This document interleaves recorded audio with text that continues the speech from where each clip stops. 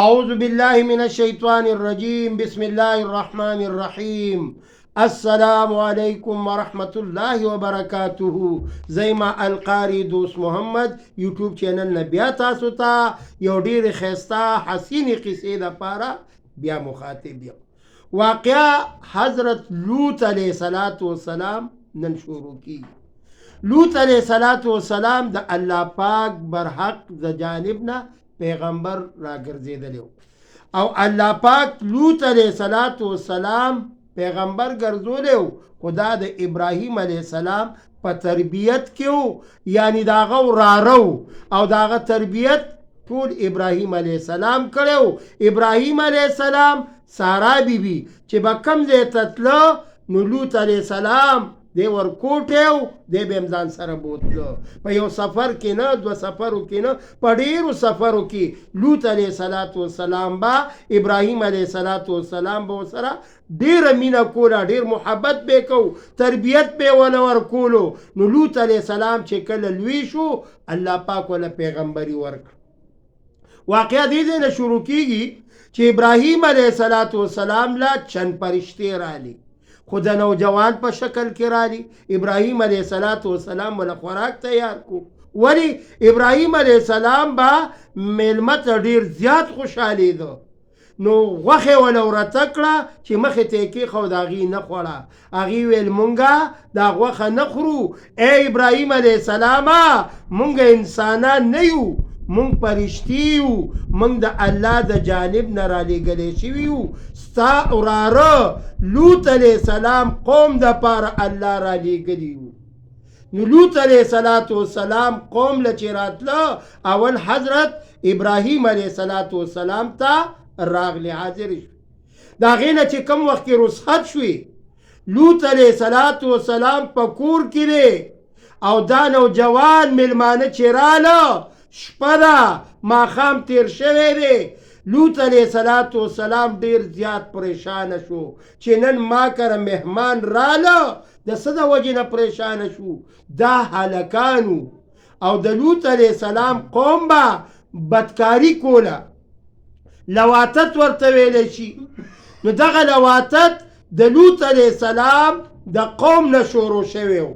دا یاد ساتئ، کم قوم چې هغه ولاتت کوي دې ته لوطیان ویلی شي. ورې یاد ساتئ، معاشره کې نن سبا حالات هغه داسې دی چې ډېر خلک د هلکانو ولاتت کوي.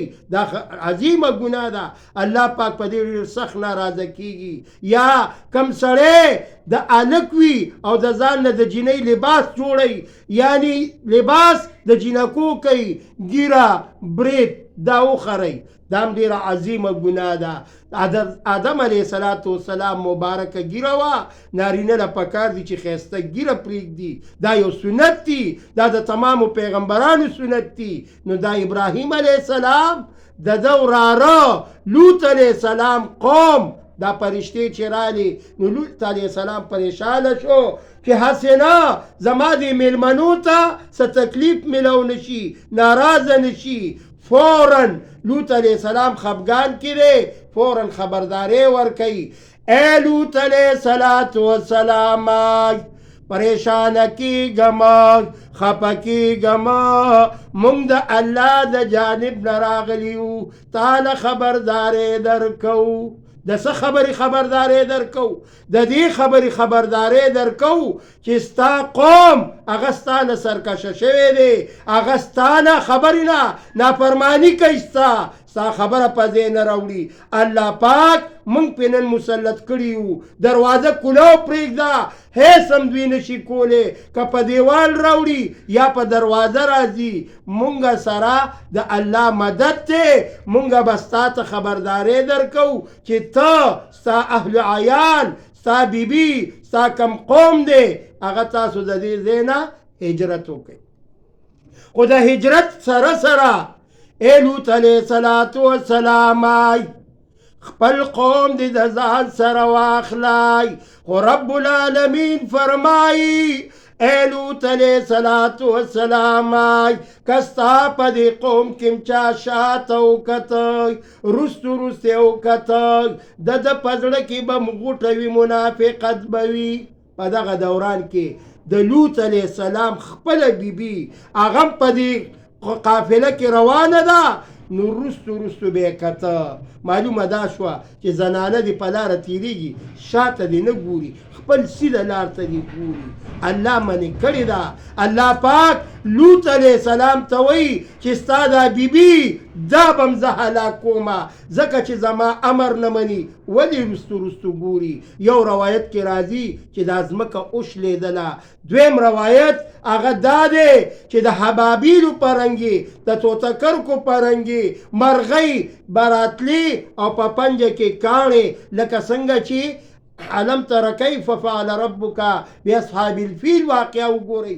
دقه شانې هر یو بم باندې به یو نوم لیکل شوی و چې د کم سړي له به راتله د هغه نوم به پې باقاعده و. الله پاک هلاک کړل. عرض می دا کولو څنګه چې ما د علم تر کیف صورت حواله درکړله چې خانه کعبه کم وخت کې زی حبابیل اراده وکړه چې زی ورانوم، نو رب العالمین توتکر کې راولېږل. دې دپاره رب العالمین واړه کاڼي بمونه دی په کاڼو باندې هلاک کړه. خو چې د کم انسان له به کم کاڼې راتله باقاعده به پې د هغه نوم لیکل شوی. اوس رب العالمین عذاب ته ګورئ. الله دې موږ او تاسو د عذابونو نه وساتي. لوط علیه السلام قوم الله پاک نیس او نابوسکۍ څنګه دا ځمکې اوچته کړله او الټې کړه پې. قوم یې بلکل صفای هستۍ نه وله میټاو کو. لوط علیه السلام هم بچ شو، د هغه بیبي هم غرقه شوه او د هغه چې کم چند کسان مسلمانان شوي وو د هغه په لاره باندې راغلي وو هغه ته الله پاک بچ وساتل. دا د لوط علیه السلام واقعه تاسو ته ما ذکر کړله چې شیطان ابلیس مردود دی په هر ځای کې خپل کار خپل چال چلن چلولی دی. د لوط علیه السلام قوم لبا شیطان راتلو او یو شیطانت به ورته کولو چې یاره تاسو پریشانه کیږئ ما، تاسو خو ګیرې راغلی دي دا خو کټ کېږي. بعضې خلک ګیر او برید چې دواړه وخرئ اکلین شیپ ورته وایي که څه ورته وایي. الله دې دغه خلکو ته هدایت وکړي. دا د لوط علیه السلام د قوم نه دا ګیره خرایل او برید خرایل دا راغلي وو. د داسې مسلمانانو د الله پاک ولا توفیق ورکی چې خیسته ګیری پریږدي.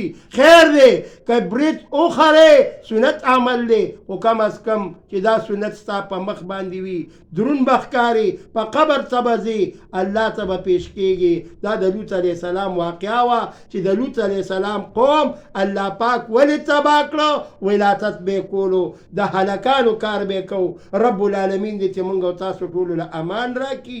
دا د لوط علیه السلام واقعه دې پسې ان شاء الله فوراً د رمضان المبارک فضائل هغه 3 عشرې هغې بیان تاسو وړاندې به راځي. زما چینل القاري دوست محمد دا تاسو سبسکرایب هم کوي، خپل ګروپونو کې شیر هم کوي او د اردو ترجمانی الحمدلله هغه تاسو ته وختن په وختن کیږي. څنګه چې زه واقعا ذکر کم اردو ترجمانی دې لپاره کیږي کم سړی په پښتو نه پوهیږي نو هغې لپاره موږ د اردو په زبان کې پروفیسر قابله هستی نور الهدی صاحب هغه تاسو ته راځي او تاسو ته زما د دې خبرو ترجمانی کوي.